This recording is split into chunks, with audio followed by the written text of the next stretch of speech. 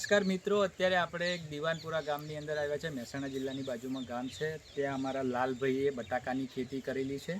તો બટાકામાં શું રિઝલ્ટ મળ્યું તો આપણે લાલભાઈના મોઢેથી સાંભળીએ. તો લાલભાઈ, આ બટાકાનો એક છોડ છે, તો તમારે કેટલા બટાકા નીકળ્યા? 12 બટાકા છે મિત્રો. તમને બતાવી શકું છું અહીંયા. આ 1, આ 2, આ 3, આ 4, 5, 6, 7, 8, 9, 10 અને 11 બટાકા છે સાહેબ. એક છોડની અંદર 11 બટાકા છે. કયા બટાકા કહેવાય સાહેબ? આ પોખરાજ 11 બટાકા છે સાહેબ.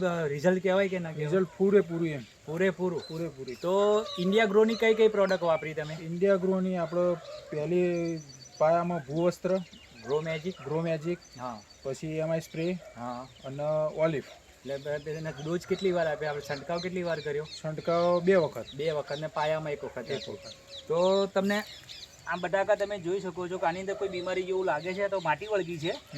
આમાં કોઈ રોગ નહીં, એકદમ શાઇનિંગ બાઇનિંગ, બધું સફેદ, બધું સારું, બધું કમ્પ્લીટ છે. માટી લાગેલી છે સાહેબ, અંદરથી કાઢ્યા છે.